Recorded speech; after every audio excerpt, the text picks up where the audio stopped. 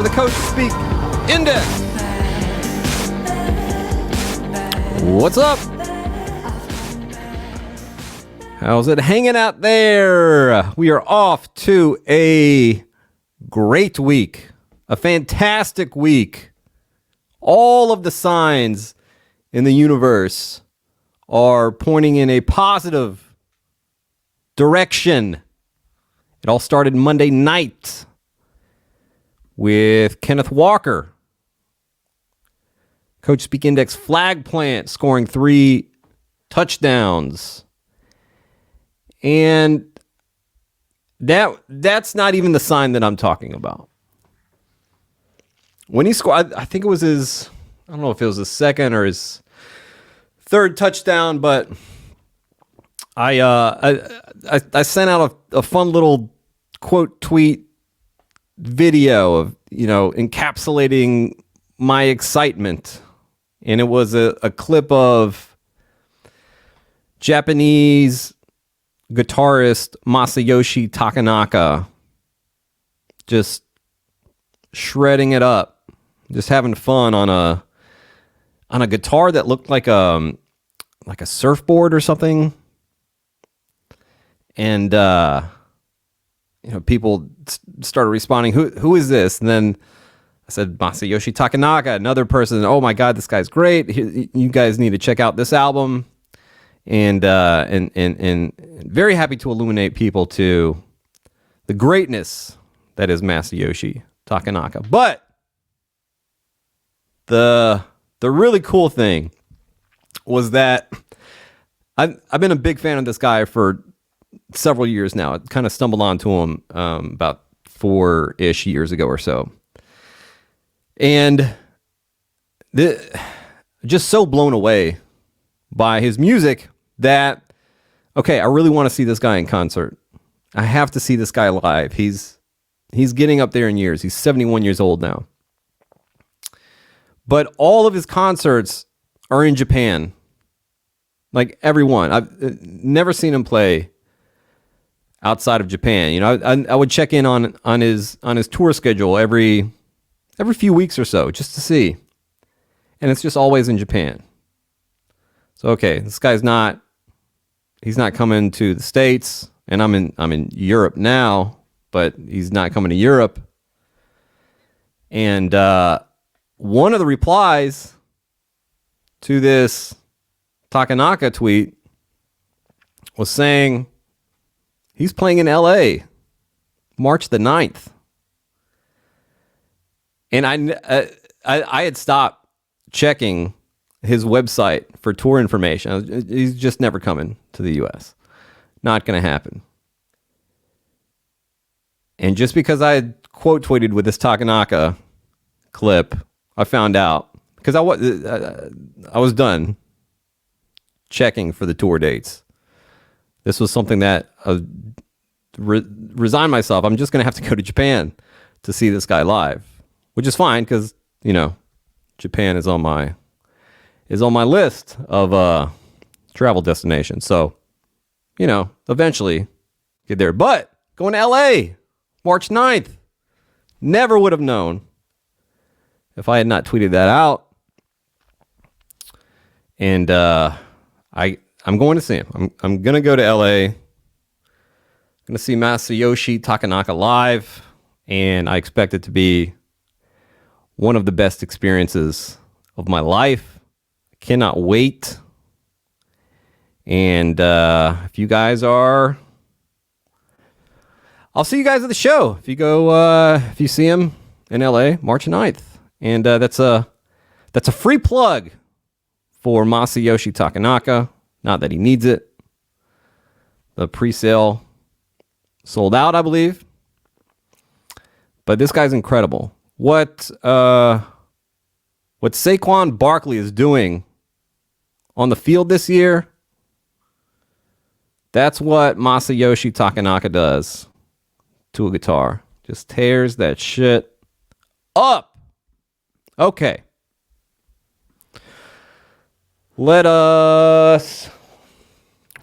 First, let us check in. How are your teams doing? How are your managed teams doing? How are your best ball teams doing? A lot of people talking about advance rate after week 4 already. And this is a time when you can tell, okay, these teams are shaping up to look pretty good. And then these teams over here are dead. They're buried. There is no way this team advances. Luckily, there's a little something called Best Ball Resurrection on Underdog Fantasy. And that runs from week 6 through week 17, giving you a second shot, a second chance, a resurrection, if you will. It's in the name. If your teams are dead, not looking great, hey, we have a lot more information now. This isn't, 3 weeks of preseason that we're acting off of. This is real, live game stuff. We have a much better idea of how things are shaking out, which makes it a little bit easier to draft. So sign up on Underdog with promo code CoachSpeak, and you can claim a first-time deposit offer up to $1,000 in bonus cash, plus a free pick. Sounds mighty nice. Before we get into the Coach Speak clips, we'll just go over some injuries real quick and what coaches have been saying about those injuries. You know how it works. Come on now. Houston head coach DeMeco Ryans said that Joe Mixon and Laramie Tunsil are day-to-day. He said, we'll see how tomorrow and the rest of the week goes. Ryans has an 80% reliability rating on injury coach speak. That is a small sample size. Carolina head coach Dave Canales said that wide receiver Deontay Johnson is just dealing with soreness in his ankle. He did not practice on Wednesday. Canales said, we wanted to take today to get on top of it and to be smart about getting his ankle to full health. And he said that I am absolutely expecting him to play this week. Dallas head coach Mike McCarthy told us that Brandon Cooks has a knee issue. He will not be available this week. McCarthy said, I'm not sure if it's the same knee he was dealing with in camp, but my guess is that it is. Broncos head coach Sean Payton said we are still evaluating Tyler Bidet. He's doing better. Green Bay head coach Matt LaFleur said absolutely we can avoid injured reserve with Christian Watson. Just talking to him today, I think we got lucky. It looked ugly when it happened. He's in good spirits and is going to try to come back as soon as he can. Jacksonville Jaguars head coach Doug Peterson called Evan Ingram day-to-day. Ingram dealing with hamstring. Peterson said that Ingram would get out, do some individual stuff. Then we'll see how he feels as each day progresses. Peterson has a 50% reliability rating on injury coach speak. Minnesota head coach Kevin O'Connell said that they will be opening up TJ Hawkinson's window on Friday. We wanted to open his window up and get him going here. And Hawkinson will be traveling with the team to London this week. New York Giants head coach Brian Daboll said Malik Neighbors is still in the early stages of the concussion protocol, will not practice. Devin Singletary also did not practice with a groin. Daboll said, I don't think it's a long-term issue. He's going to do some stuff on the side. We'll see where he's at. He ran on Monday. I'm hopeful for him. In a couple more days, we'll see where he's at. And finally, New England head coach Gerard Mayo said that center David Andrews will require surgery on his shoulder. He will probably go on injured reserve and be done for the season. That is very bad news for an already embattled Patriots offensive line. Things are looking bad. Okay. Start with quarterback clips, and we're going to stay with New England. This is head coach Gerard Mayo talking about their QB1. I just want to kind of take from what you said on the radio and apply it here. Jacoby is still your starter, but you have the right to change your mind at any point. Is that kind of the message? Yeah, and I'm not trying to send mixed messages. And when I said, the right to change my mind, I'm talking about the entire team. I said, because the thing about it, I always reserve the right to make a change at any given time. And so, I don't want the fans or anyone to think like, what is he talking about? Jacoby's 100% our starter. He's 100% our starter, and that's how we're going to look at this going forward. 100% our starter. Same kind of stuff that we have heard. It's usually he'll usually add kind of a qualifier on there. He's been saying a lot of Jacoby is our starter this week. Jacoby is our starter right now. And now we're getting that's how we're going to look at this going forward, which is a little bit of a change there. But, we're still getting doors left open in these press conferences from Mayo. We're not really getting that from offensive coordinator Alex Van Pelt. And then all of the kind of rumblings and rumors and, people that have ties to ownership saying that Robert Kraft wants Drake May in there. So we'll see how that battle goes. David Andrews out for the season. That really hurts this offensive line. Jacoby Brissett taking so many hits. We're just gonna call him Jacoby Hits from now on. I like that. Yeah, it's looking bad, man. It's looking bad. And I think Brissett bought himself, a couple games with that initial win beating Cincinnati in the season opener. But this offense looks absolutely terrible. And Brissett is part of that. Now, offensive line, yeah, certainly a big factor. You'd like to see what, the quarterback, whether it's Brissett or any quarterback, you'd like to see them have some time to throw. And he's not really getting that. And he doesn't have quite the escapability that Drake May has. But he does have the experience, which is what this New England coaching staff really seems to like. They like Jacoby's experience. They like his toughness. They like his overall body of work. Drake May, like Gerard Mayo said, outplayed Jacoby Brissett at the end of the preseason. But he said you got to look at Jacoby's overall body of work. How's that working out, Coach? Maybe the offense isn't a ton better with Drake May in there. But couldn't be much worse than what we're seeing with Jacoby Brissett right now.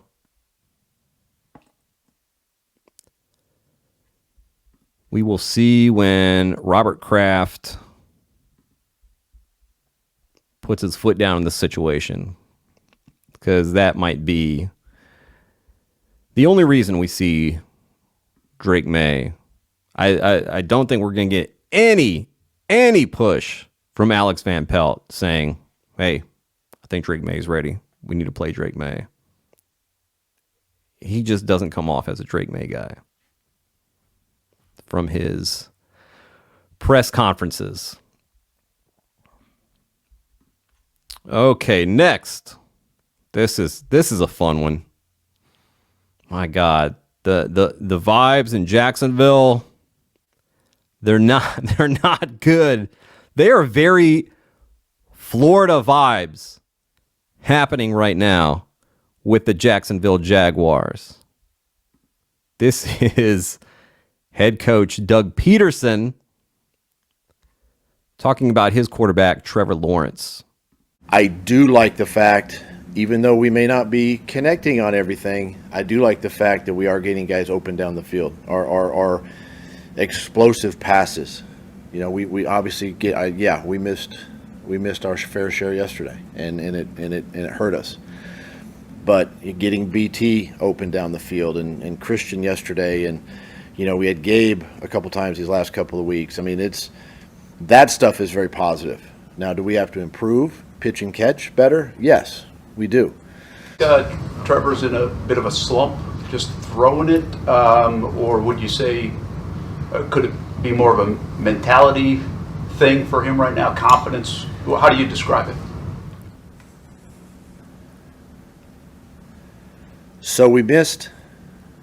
Great example for me with him and with any quarterback. But so we missed Christian early in the third quarter. I think it was the second play. Right? We missed him on a deep. I mean, it would maybe scores. I don't know. The easy thing would have been 2nd and 10, run the football. I'm not going to do that. I mean, yes, I will, but in this case, no. I want Trevor. You got to put the ball in his hands, right? He's our guy, and you got to put the ball in his hands, and we're going to continue to trust him. I'm going to continue to do that. So the next play, we throw it again, but he was high to Gabe. So these are all lessons that he as a player has to understand, right? And the adversity that's going to come with, oh, shoot, I just missed that one, but coach might dial up another one on this play. Let me make that. You have to kind of flush the first one to make the next one. And so he's seeing the field well. We're just not hitting. And as coaches, but those are plays we just have to make. And he would stand up here and tell you the same thing. So I don't think I'm speaking out of turn, right? When I say that he knows he's got to make those throws. Those are NFL big time throws. And so we just got to keep working. He does it in practice during the week. He works with those guys when special teams are going or defense is going. And I think the more we keep working at it, better chances of hitting them in the future. Doug Peterson throwing Trevor Lawrence under the bus a little bit here. He's being pretty on. I don't know that anything he's saying is not true. And I don't know whether this is an institutional failing when it comes to Trevor Lawrence. Urban Meyer, bad for him. But Doug Peterson, this QB whisperer who won a Super Bowl with Nick Foles, coming in here and should have really elevated Trevor Lawrence's play in Jacksonville. This is his 4th season here. He should be better by now. Enough excuses. They're second in air yards this year. And they're just not connecting.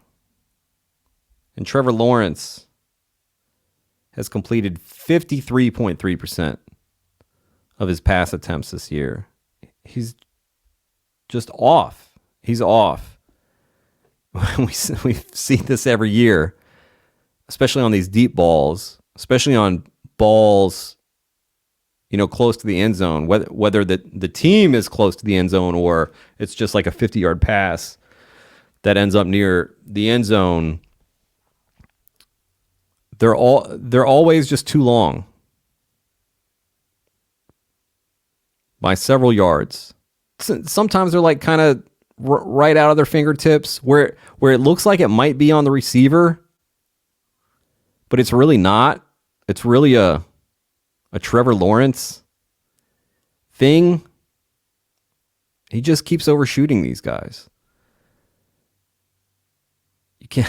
You're leaving so many points on the field. Whether it is that situation of, okay, you're already kind of in the red zone, you're well within field goal range, and you're only getting 3 points out of it.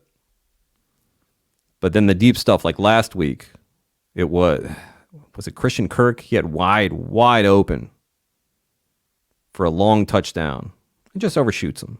This has become Trevor Lawrence's thing. And then his mind, like Doug Peterson was talking about, this was another clip that I posted on the timeline where Doug Peterson is talking about how there's just kind of too much adrenaline in Trevor Lawrence, and he made this golf analogy about, selecting the right club. Trevor Lawrence keeps, when the adrenaline kicks in, Trevor Lawrence isn't adjusting for that. He's using the same club as if he had like no adrenaline. So with the adrenaline kicking in, using that club, he's overshooting him. He's overhitting him every time. So who is that? I mean, we have to assign a good deal of this blame to Trevor Lawrence in year 4. And then Doug Peterson, you share a little bit of this too, buddy. This guy just seems kind of checked out. Again, on that golf clip, Peterson goes into intricate detail, like really breaking down the President's Cup. And he does it like he breaks that down better than he's broken down any scheme, any game, any player this year. Like when he starts talking about golf, there's a real enthusiasm there for him. And I don't think I want my head coaches watching golf this much and this closely and being really dialed in to it, while other coaches like barely have time to see their families or watch film on the team that they're playing this upcoming week. And Peterson is just daydreaming about Scheffler and these golf dudes. Enough Jacksonville for right now. We will head to a division rival. Are they a rival? I guess you could say they're a rival. The Tennessee Titans. This is Brian Callahan after the game where Will Levis injured his shoulder diving for a first down. Levis did not return in the game. Mason Rudolph took over at quarterback. And naturally, there were some questions afterwards of whether Will Levis will still be the starter. Here is Callahan. That 100%. Yeah, Will's healthy. He's our quarterback. It was not a decision based on anything other than his health and protecting him, particularly with the bye week and the shoulder that didn't feel great. I didn't want to put him back out there, and I knew I was going to run the ball quite a bit. So that was really what it factored. But he's our starter when he's healthy, and we're ready to roll with him. Okay. Callahan also said in a press conference later in the week that I appreciate Mason Rudolph's professionalism. I appreciate how prepared he was and ready to go into the game, but Will is our starting quarterback, and I said it last night, and I'll reiterate it again, that when he's healthy, he is starting. And he also said, we're going to find out everything about Will that we can, and he's going to continue to grow and get better and play better. He needs to play better for us, and at the end of the day, I believe that he will. There's no controversy, no second guessing. That's probably as clear as I can state it, that Will Levis is the starter. I said coming into this season about how long this leash would be for Will Levis, and he's still got some room there. They ran the hell out of the ball in that game, and Callahan said that was their plan going into the game. They knew it would be tough to a little tougher to pass, and they'd have a much easier route to victory by just running the ball against Miami. And we saw them run a ton and be successful on the ground, and this is something that they're probably going to run a little bit more than they wanted to coming into the season. Brian Callahan had this whole plan of, we want to air it out, blah, blah, blah. And it's worked a little bit. I mean, Callahan has talked about it, and I think it's been fairly obvious if you've been watching the games. Outside of his big mistakes, which you can count,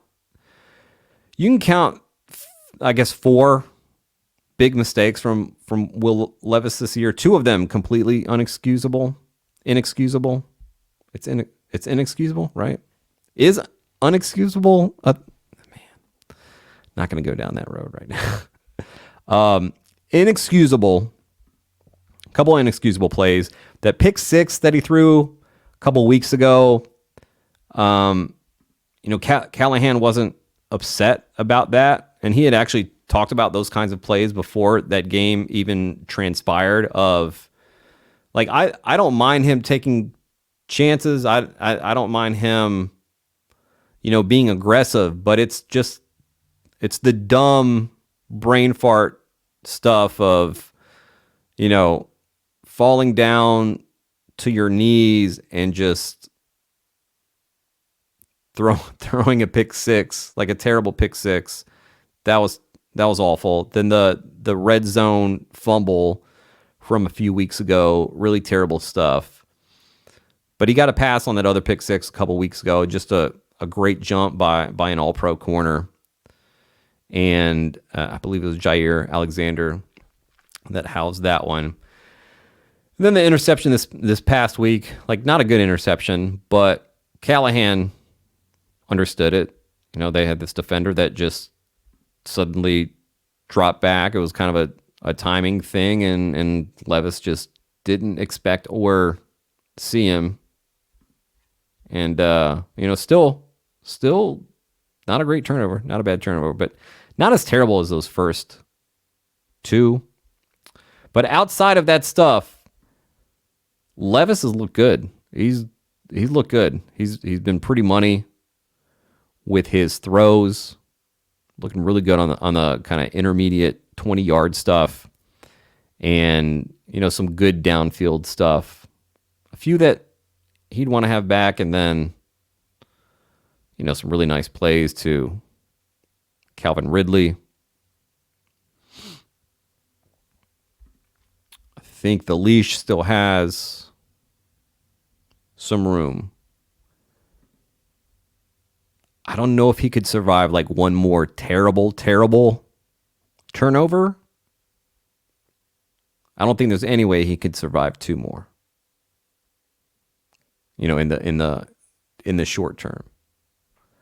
If we're talking about the next few games. Finally, the Pittsburgh Steelers. This is head coach Mike Tomlin. He was asked whether Justin Fields has played well enough that Russell Wilson's health is immaterial to the QB1 conversation. Last year you had an injured starting quarterback. He got healthy. when he was cleared to play, you stuck with the guy that the hot hand you called Mason. Is Justin getting to a point where his play is such that Russ's health is sort of immaterial? You're just staying with the guy where the team is producing with? There's a potential for that, but we're not there as I stand here today. Is there anything Justin can do to prove it right now while Russ is injured? Play well, win. That's our business. Mike Tomlin, the press conference grand master. Yeah, seems like this is Justin Fields' job now. Been playing really well. Fits well into this Arthur Smith offense. Yeah, this is the guy. Sorry, Russ. No, I know that you were in pole position, according to Tomlin, but there's a new man on top of that pole. And it's Justin Fields. Running back time. Seattle Seahawks. This was before week 4. Heading into week 4. And this is head coach Mike Macdonald on the backfield now that Kenneth Walker is back. Ken Walker, how did he look this week? He's looked good. He's ready to go. What kind of spark can that give you? I mean, I know Zach's done a good job of just having both those guys out there. Well, it's kind of the duo that you've had all off season and how you've envisioned our offense operating. And then, if one guy goes down, then, guys like Kenny McIntosh step up and can take those roles. But we're kind of back to business as usual that we've had, before the last couple weeks. Back to business as usual that we've had before the last couple weeks. Well, what did week 1 look like? That was Kenneth Walker getting 66% of snaps and 23 opportunities. Zach Charbonnet got 34% of snaps, 11 opportunities.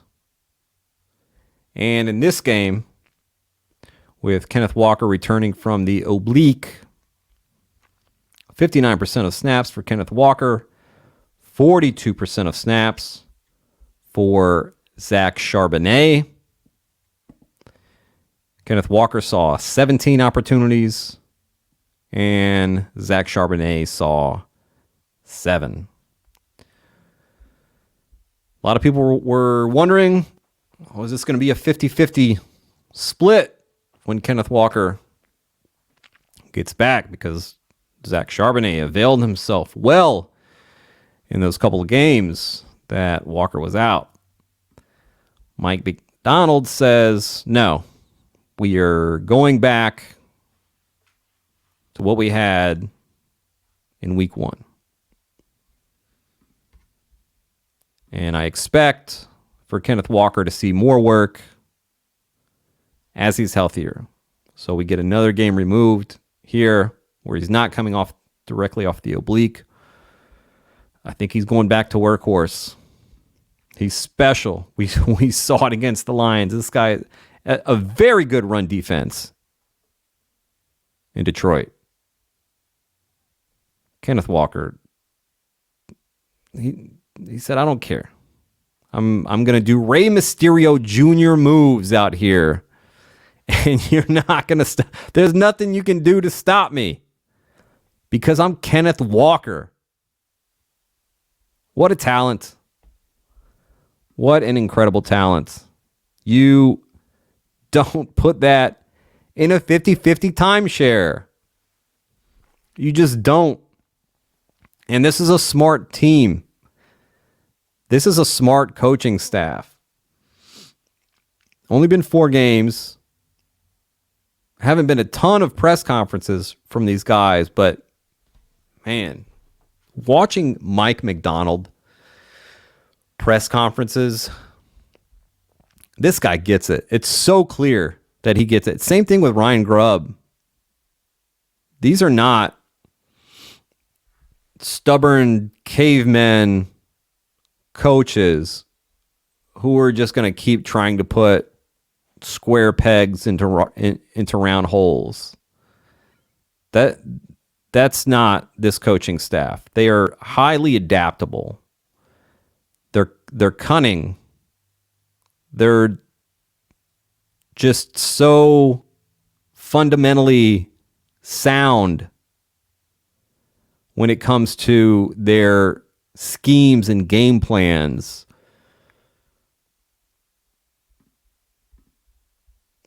Very, very, very promising future in Seattle with Mike Macdonald and Ryan Grubb. They're in good hands. And that means, fantasy-wise, we're in good hands. Geno Smith, honestly, playing at MVP levels. DK Metcalf just absolutely going off. JSN getting a lot of targets. And Kenneth Walker just going Cocoa Bananas. Next up, it's the team that Seattle lost to. It's the Detroit Lions. Got a couple clips here. First, we'll start with Dan Campbell talking about David Montgomery. Another big offensive play, David Montgomery, the catch that he had, that 40-yarder broke up. Yeah, it's unbelievable. I mean, this guy is unbelievable. He is. I mean, I don't. It's just, you know, I would never not block for that guy ever. I mean, because the play is never over with him. It's just not. It is not over, and he'll keep any play alive. He's a strong runner. You know, he can will himself to make things happen, and he's tough. He's relentless. He's resilient. He's everything you want in the back. Everything you want in the back. And he's definitely everything that the Detroit Lions want in a running back. Just a load, an absolute load, absolute unit. That 40-yard catch and run by Montgomery, where he like bowls the guy over. I mean, typical late game David Montgomery stuff. This is what the Lions want to do. They want to run you ragged through the run and the pass game, and they want to brutalize you on the ground in the second half. And they have a perfect backfield tandem to do that. Speaking of which, the other guy in this backfield, Jahmyr Gibbs, Dan Campbell had something to say about him as well this week. How have you seen his growth as a runner in his first part of the season? Yeah, he's coming on. I felt like he and Laporta both yesterday, they look like, okay, here we go, man. They got their legs back under them. I feel like they look as healthy as they've looked, since the beginning of training camp. And, man, they're on the uptick. So he continues to get better. And there was about probably 3 runs in there yesterday that are this close to going all the way. And it's been like that every week. There's been more and more of these that are this close. So he's, I would anticipate he's about to really take off. He's coming on. Yeah. Guys, we believe Dan Campbell, okay? He has done nothing but provide us with reasons to believe him over and over. So when he says he anticipates Jahmyr Gibbs is about to take off, well, he knows that the Lions have a hand in that, right? He's only going to take off if he's getting some valuable touches. This offense, man, it's like a boulder of knives being released from the top of a mountain. Sisyphus ain't touching this one. New York Jets. Robert Saleh was asked about his decision to not use Braylon Allen at the goal line, electing instead to go with Breece Hall. And here's what Saleh had to say. The goal line situation, Robert. The goal line at the end of first beginning second. Why not give Braylon the carry there? I know Breece has done a lot of things. It just didn't seem like his day. And Braylon looks like he's kind of built for that situation at the 1 yard line. No, for sure. Definitely something we can look at, but it was still kind of early when that play came about. And, like I said, we're always going to lean on Breece. He's our workhorse back. And Braylon started getting a little bit, got a few more carries as the game went on. But it's always something to look at, but we don't, it's definitely something to look at. Definitely something to look at.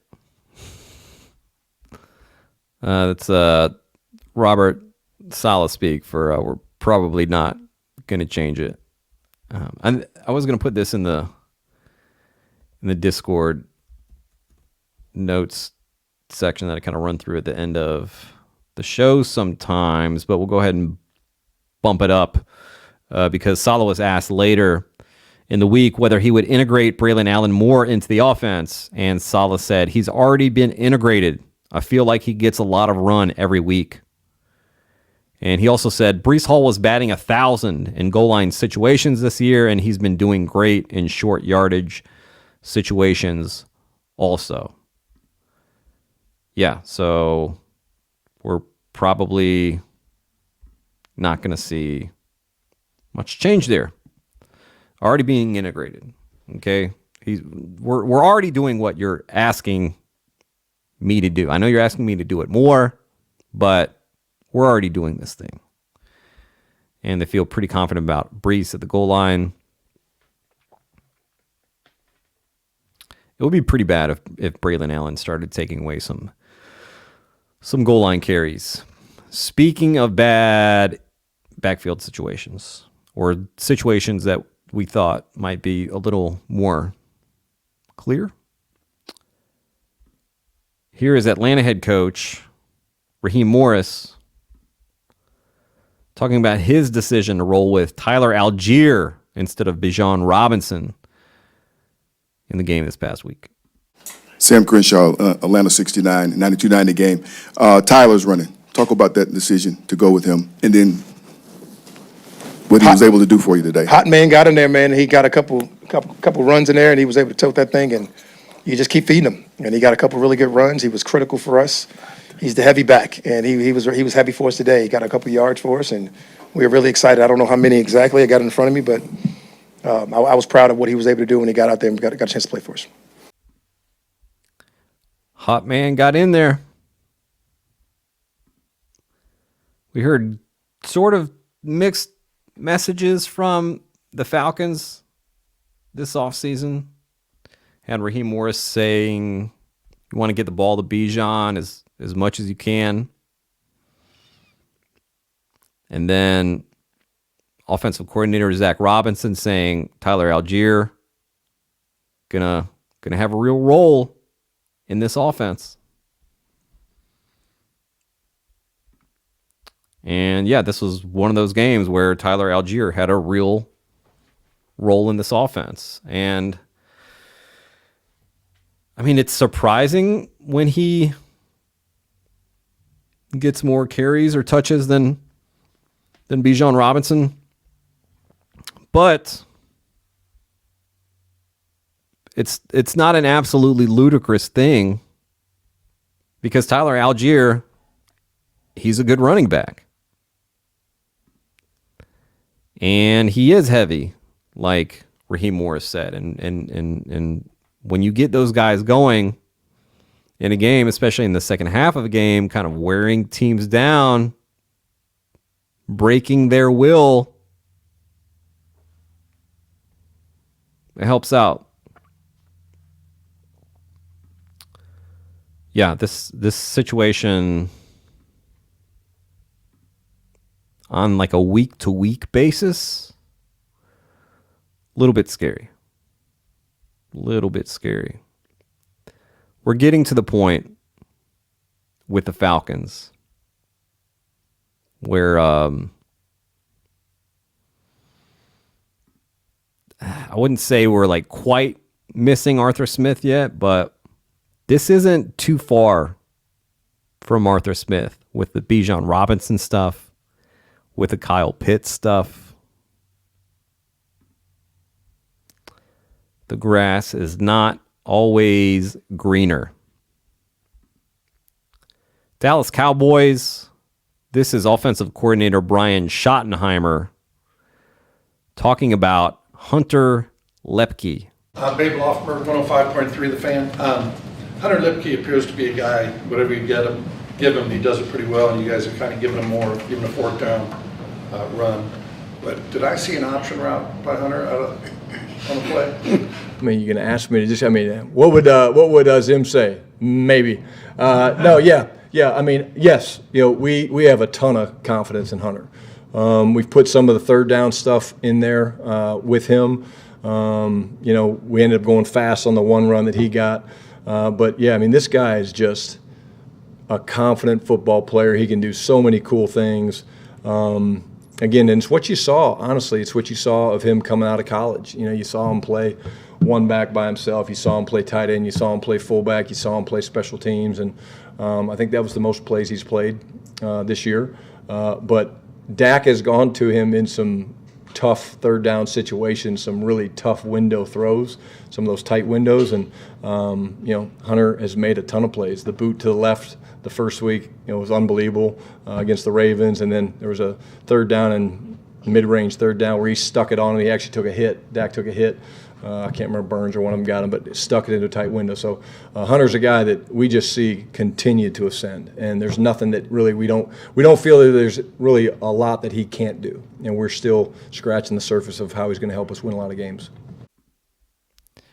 When Mike McCarthy and Brian Schottenheimer said that this was going to be a running back by committee with two or three guys, I was not expecting Hunter Lepke to be one of them. This is his snap percentage from weeks 1 to 4, starting in week 1. 32%, 14%, 38%, 52% of offensive snaps. That was the most by any Cowboys backfield player against the Giants. Don't love that for, and any shares that you have of the Dallas backfield. And, Rico Dowdle probably being the number one guy to have here in this backfield. It just kind of hurts to see Hunter Lepke play 52% of snaps and Rico Dowdle get 45% of snaps. Now, this could have been a game plan specific type of thing, playing against the Giants. Pretty decent front there.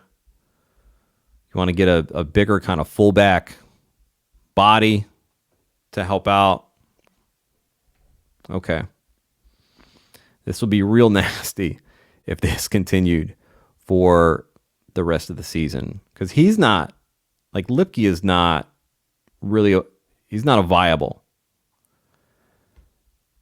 option for fantasy. He had 2 rushes last week, his only 2 attempts of the season, and 2 receptions for 14 yards. Ugh. Speaking of ugh, that was a very French ugh. Ugh. Speaking of here is New England head coach Gerard Mayo on whether he is considering starting Antonio Gibson over Ramondre Stevenson, who has fumbled in all 4 of the Patriots games this season. At all considered giving Antonio Gibson a start this weekend, given Ramondre's fumbling issues and how well Gibson that's definitely under consideration. And I've had multiple conversations with Ramondre. But look, we can't preach that ball security is job security and still have him out there the majority of the time. So I think it sends a stronger message to the players that there are certain things that we just can't do to win, especially with the team that we have today. Oof, Maron.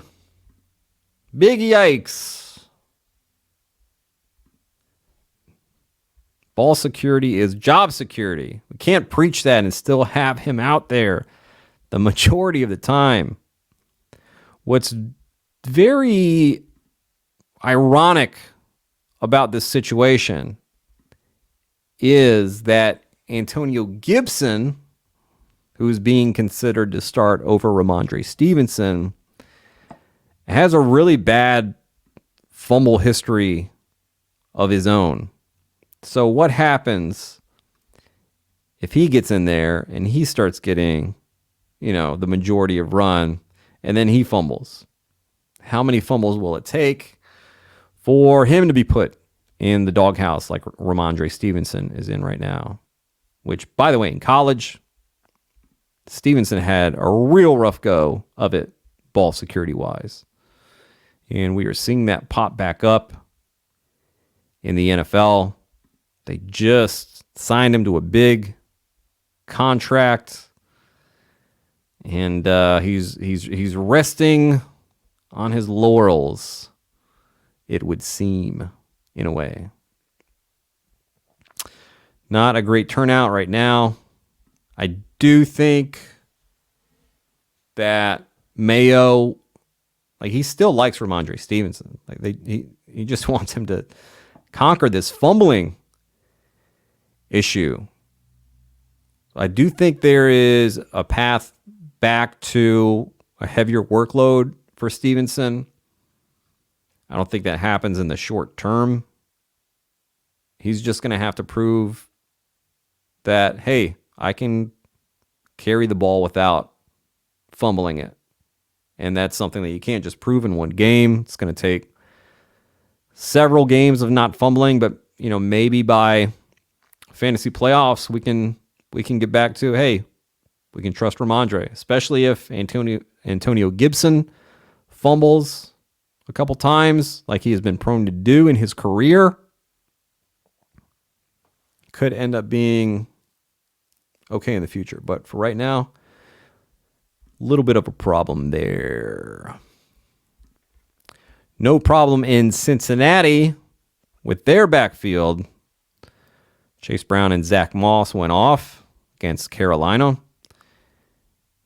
And head coach Zach Taylor was asked about that tandem.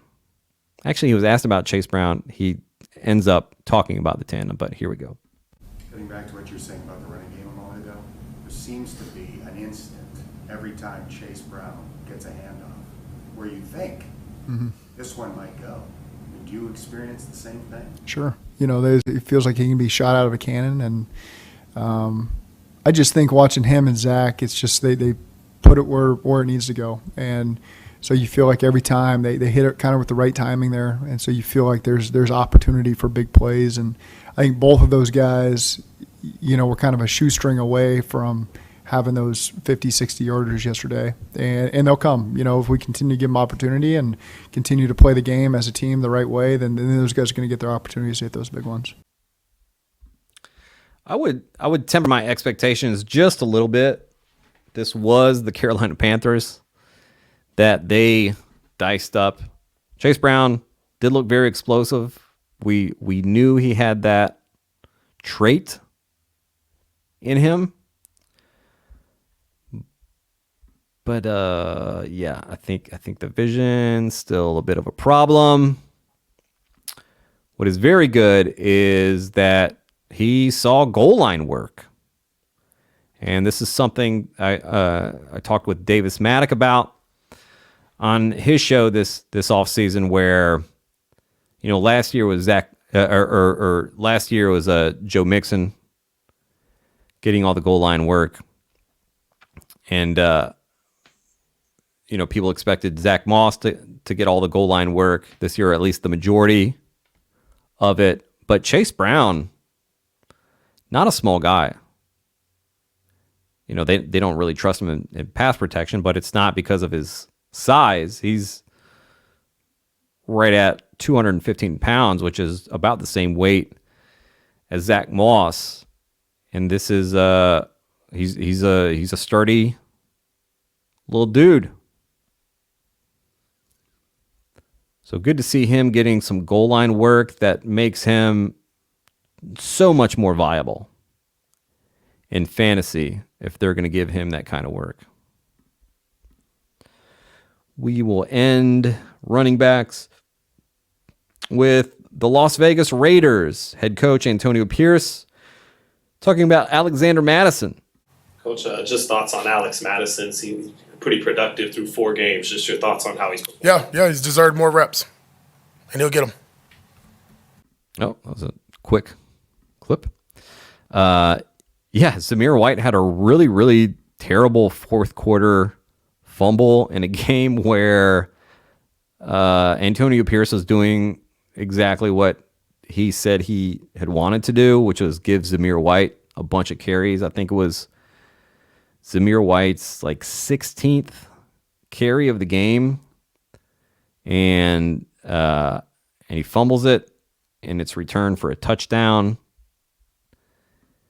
and it brought the Browns closer to beating the Raiders, which they ended up not doing. But yeah, bad for Zamir White because Antonio Pierce hates nothing more than guys turning the ball over. We saw Aiden O'Connell not win the QB1 job, which he had like sort of wrapped up, but then he throws a pick 6 in that preseason game, and a couple days later, Antonio Pierce says Gardner Minshew is our quarterback. And then we had already had one bad Zamir White fumble a couple weeks ago, and then we get another one here. And yeah, that's doghouse time. Antonio Pierce not going to put up with that. And this is kind of funny. This is kind of like the same as the New England situation where Alexander Mattison also has like really bad ball security issues. It's one of the reasons why Minnesota was very happy to let him go, and why Kevin O'Connell and Wes Phillips have taken some subtle shots at him in the press conferences this offseason, talking about how ball security was an issue for them in their backfield last year and how they feel so much better now. So Alexander Mattison will get a shot. He's deserved more reps, as Antonio Pierce says, and he will get them. Pierce has a 90% reliability rating on usage and workload coach speak, but he does have a possible big strike looming for his Zamir White coach speak.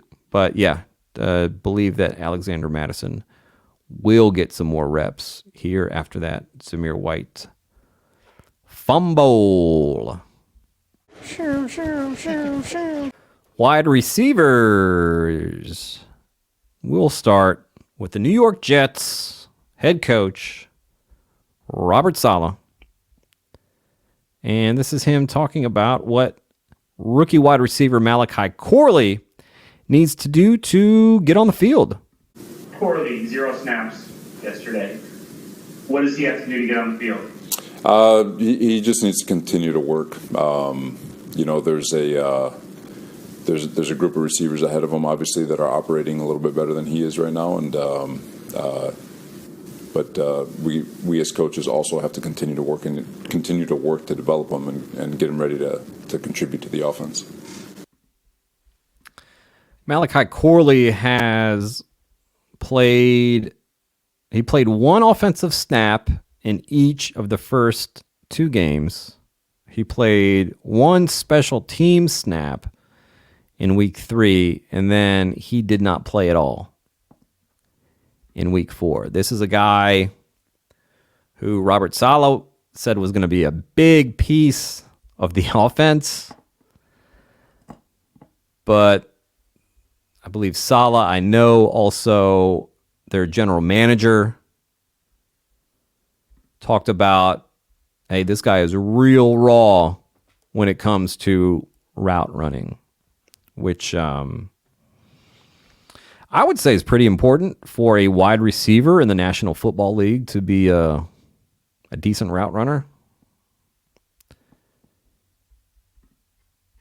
Seems like a very long-term project for the Jets.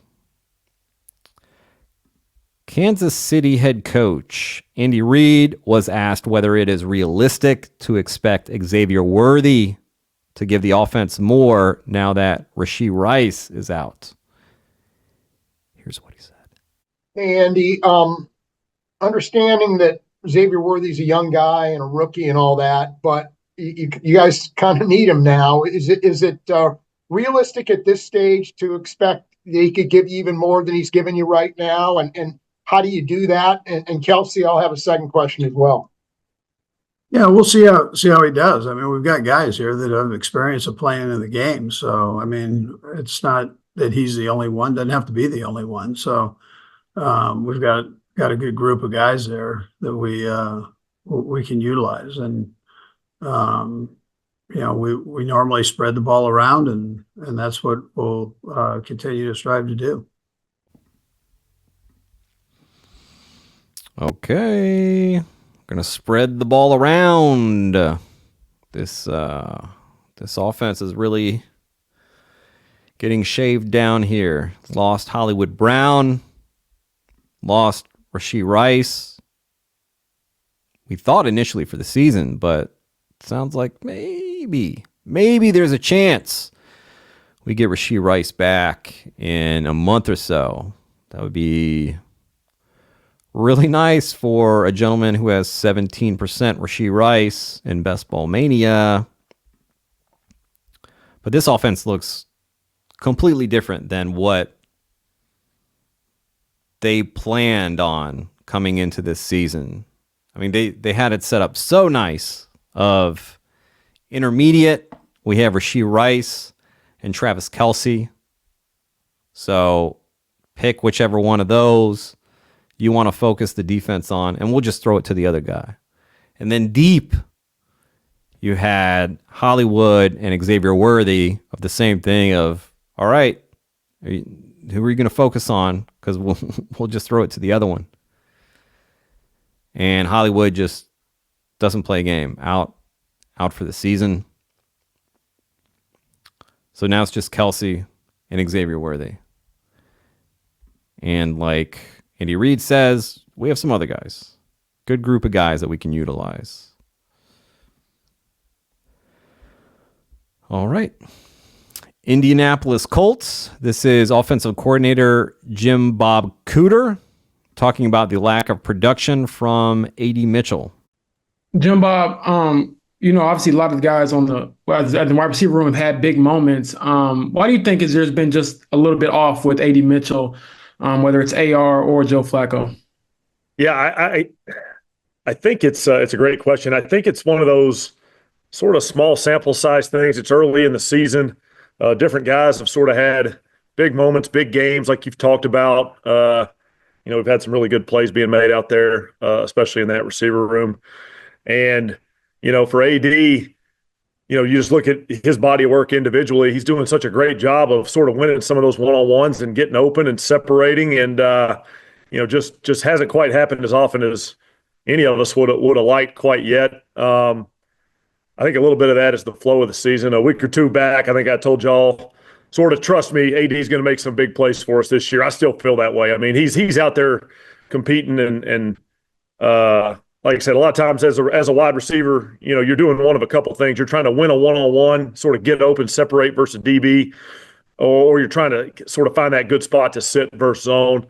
In this league, to go win a nice one-on-one at wide receiver, that's really important in this league. And he's doing that. He's out there executing his routes and sort of beating defenders and studying defenders as the week goes. That tends to pay off for a receiver in this league. And I think it will for AD. We'll keep working around here. It's, September just turned to October, and we got some work to put in.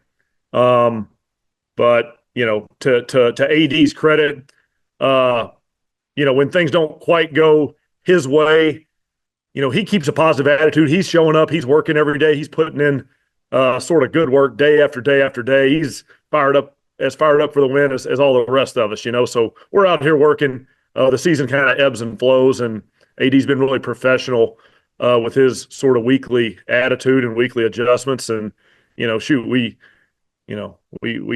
like those good routes that go and get open, and we'll get some of the stuff cleaned up. And like I said, a little bit of small sample size stuff will turn that other way at a certain point. A.D. Mitchell this season has 13 targets through 4 games. He has 2 receptions, 32 yards. That is it. Little disappointing, especially when you consider the fact that A.D. Mitchell, according to fantasy points and their average separation score, aka ASS, A.D. Mitchell is at the top of that. The largest average separation score. This guy is getting open. And the Colts quarterbacks, namely Anthony Richardson, have not been able to get him the ball accurately. So many times it feels like this season we've seen Anthony Richardson just like airmail these balls to A.D. Mitchell, who's just like wide ass open, man. And a lot of them near the goal line where he could catch it and run it in. Should look up his expected fantasy points. Definitely higher.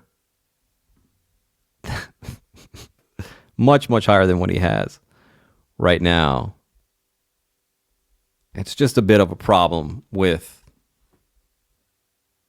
the quarterback's accuracy. Number 2, the fact that Josh Downs is back now and he's a real target hog for the Colts. And then still dealing with Michael Pittman, who's a good receiver in his own right. And of course you have Jonathan Taylor and Anthony Richardson, who are going to do their share of running. This is a situation where, A.D. Mitchell, he's not going to get 10 targets a game. He's probably not going to get a ton of targets per game. But he can be efficient on the targets that he does get. When you have a guy that gets that open, it only takes a few plays per game. A few of those catches per game where 20, 30 yards down the field, you're wide open, you're at like the 10-yard line. Boom. But it's just not happening so far. I don't know if it's something like a connection that will be established this year. I hope so. But it might take a while. The good news is he's getting open. He's doing his job. Just need someone to get him the ball. We will end wide receivers on a high note, on a good note, on a positive double thumbs up note for a team who currently has 2 thumbs down. That is the Jacksonville Jaguars. This is head coach Doug Peterson talking about rookie Brian Thomas Jr. Doug, on the subject of Brian, is the game slowing down for him? Do you see improvement every week? Yes. Each week, we challenge him as a staff. We challenge him more and more on his plate. I think you're seeing obviously the type of receiver that he is, and why we drafted him. And he's such a competitor. I love that about him. The way he competes out there, and he plays hard. He plays fast. He'll go in there and block a safety if he has to. Nice job on the around yesterday. So he's very capable, and we're going to continue to, keep throwing the ball his way. And on that run, did you like the patience he exhibited by not really going gangbusters around there and having some vision? Yeah, I mean, he had, when you look at his college film, he had some arounds and reverses and things like that, and you just don't know. Sometimes he's just the fastest guy on the field, right? So he just outruns the defense. Well, here you can't. And what I've seen a couple times we've done this now is how patient he is. I know Brenton was out there, and I think we had it was Ton or one of the linemen out in front. He does a nice job. Does a nice job in space, and he's patient. Does a nice job. He's doing a nice job there with a quarterback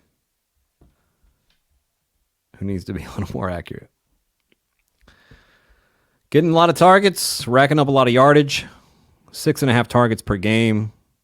Very nice 69 receiving yards per game.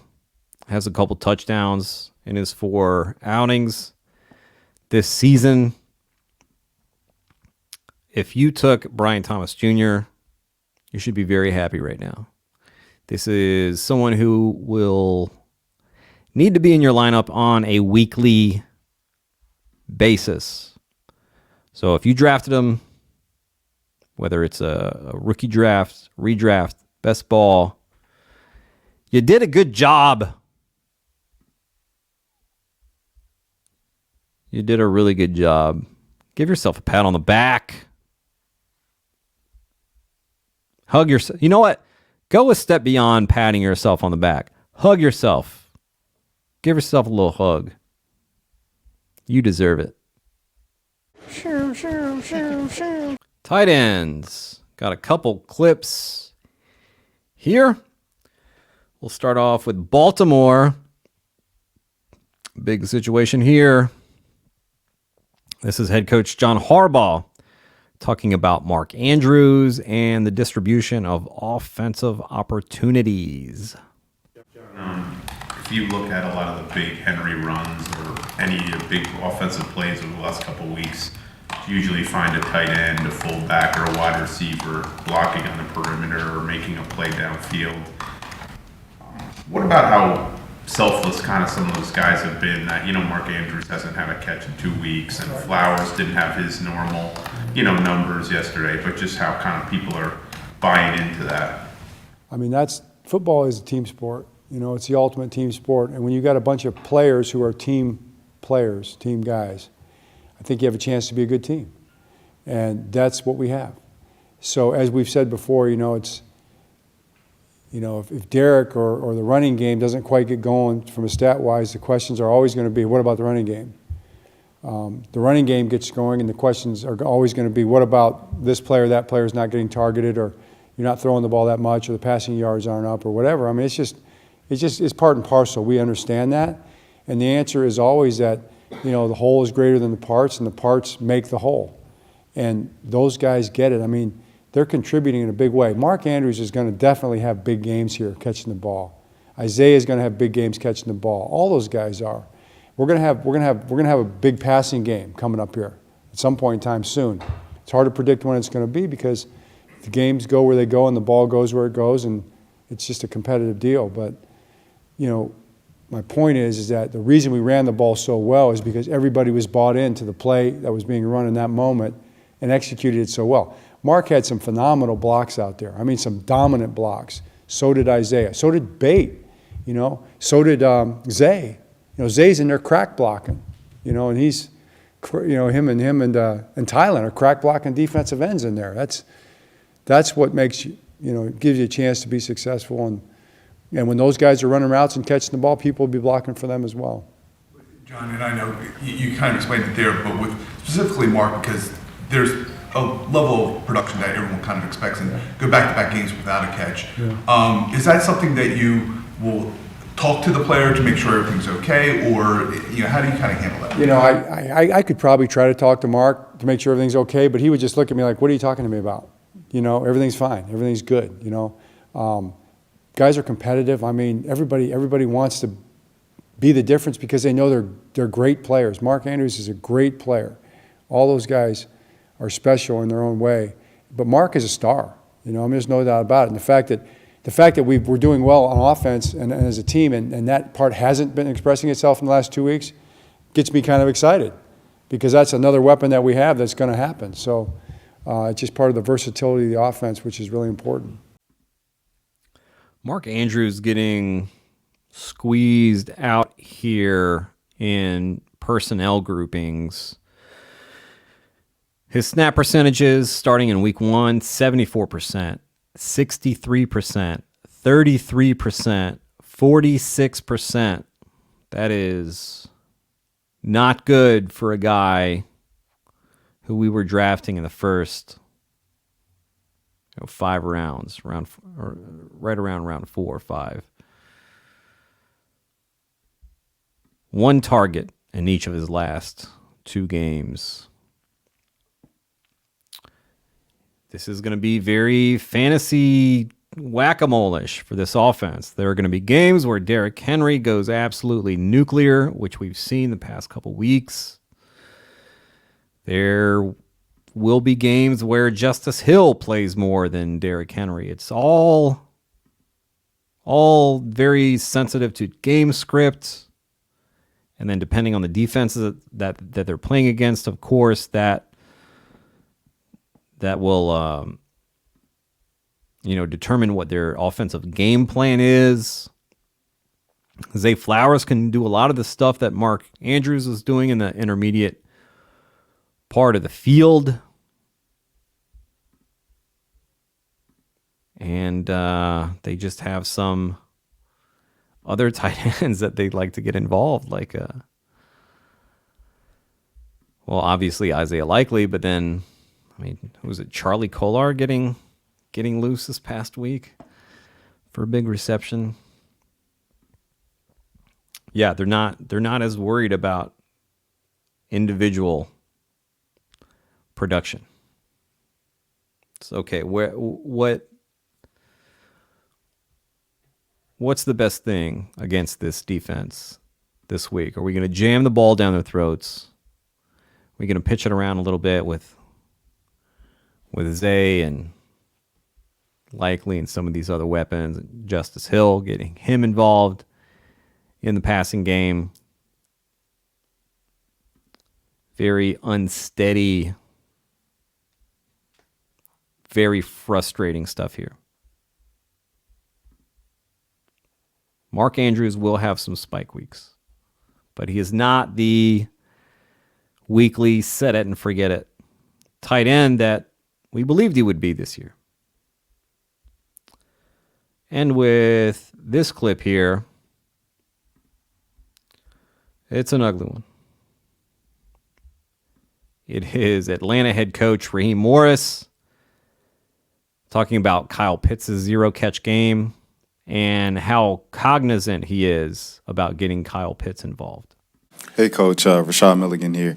I wanted to ask you about, you said there were some things that you guys can work on and you're glad it happened in the win. One thing that was kind of like eye-popping on the stat sheet is Kyle Pitts, 0 catches today. Just how cognizant are you of getting him more involved? It's just about going out there and winning the game when you're out there and you're playing. He had a couple targets today, had a couple things going out that way. We believe we got a questionable call at the end of the stretch again to Kyle. And, those things are always unfortunate. But, really for me, man, stats are for losers, man. I don't get involved in that stuff. But you go out there, you try to win each game, and we were able to win it today. And that's what we did. Stats are for losers, man. Yeah. Hey, we won the game. Hey, I'm results oriented. You know that stats kind of compile to help you win the game. When you look at how a team won the game, you're looking at, oh, Jaden Reed had a really good game. Jaden Reed really broke this game open for the Green Bay Packers. He was a difference maker with his stats.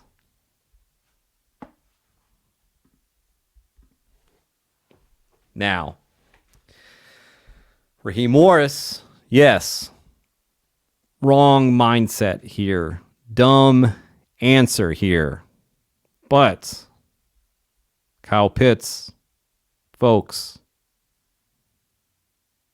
he's not very good. He's not a good tight end. Talked about it on Thursday's show last week. He's a hybrid tight end, but in a terrible way. I'm literally just repeating myself of what I said last week, but he's bad. He can't block. He can't block for shit. He cannot block. Okay, so all right, so now he's a receiver, and he's not a good receiver.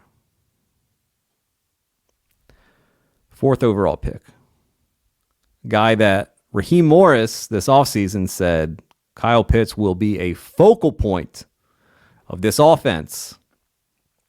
And now he's saying stats are for losers.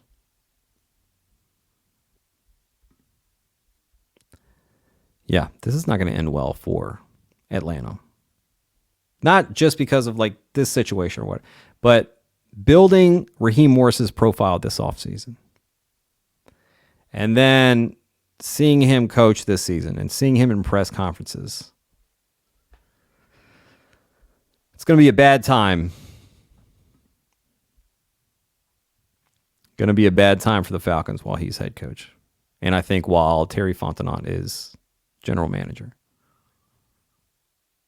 This team is just kind of clueless. And again, completely fine for them to not get Kyle Pitts involved because he's not good. But just everything that I've seen from the head coach, from the offensive coordinator, from the general manager is just, this is not going to work with this staff in place. Offense looks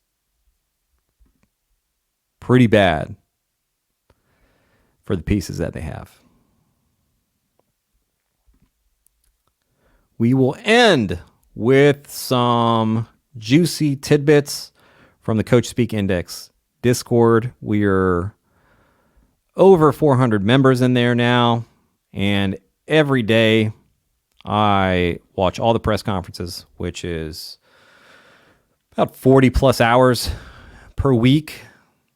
And I put all the important notes from the from the head coach, offensive coordinator, and general manager press conferences into the Discord on a daily basis, into these individual team threads. And this is really, really, really good information that I'm not tweeting. This is all stuff that I didn't tweet out. Well, one of them I tweeted out, I think, with like a picture, screenshot of the Discord. Anyway, I'm just going to go through some of this stuff real quick. This is what you're missing if you're not in there. I'm not going to do this on a weekly basis. I don't think of going through these, but yeah, here we go. Run through them real quick. Buffalo Bills offensive coordinator Joe Brady said, wide receiver Curtis Samuel has to play more. I have to find ways to get the ball in his hands because good things happen, and I know that. I need to do a better job at that. I have to do a better job to get him going, but also knowing the play count and snaps and making sure that he's getting enough. And then, quote, I have a good relationship with him. He trusts me. I trust him. I just got to get him going, and I will, end quote. Panthers head coach Dave Canales said, we have a starting point. It starts with Deontay Johnson on offense. And the defense is starting to focus on him will help open everything else up. Packers head coach Matt LaFleur was asked about Dontavian Wicks. He said, I'm excited about him and what he can become because we all see the talent. He's tough to guard on the line of scrimmage. I know what he's capable of doing. We just got to get it out on a consistent basis. Also said that Wicks is really good with the ball in his hands, and we have complete confidence and belief in him. Rams head coach Sean McVay on Jordan Whittington. I thought he did a good job. He's getting familiar with a lot of the different things that we're trying to do, made the most of some opportunities. I think we're at our best when the ball gets spread. New York Jets head coach Robert Saleh said that Garrett Wilson and Aaron Rodgers will get on the same page. They will find a way to sync up. And then finally, Pittsburgh Steelers head coach Mike Tomlin said Cordero Patterson was playing extremely well. We are not surprised by that. He's a dynamic guy. We are excited about continually including him in what we do. All right, that does it for the show. I hope you'll come join us in the Discord where crucial information is being dropped in there on a daily basis. And the link to that is in our bio on Twitter, at CoachSpeakIndex on Twitter /X.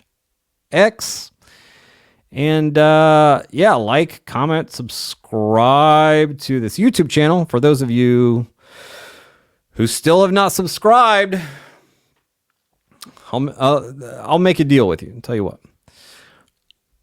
Listen to Masayoshi Takanaka this week. He's a great listen, whether you're driving a couple hours to the beach or doing chores around the house or just relaxing, whatever. If you like him, which I believe you will, then you legally have to subscribe to the Coach Speak Index on YouTube. And my lawyers will be in touch to verify this. All right. You guys have a good week. Good luck this week in fantasy. And see you here next week. Sarah, take us out.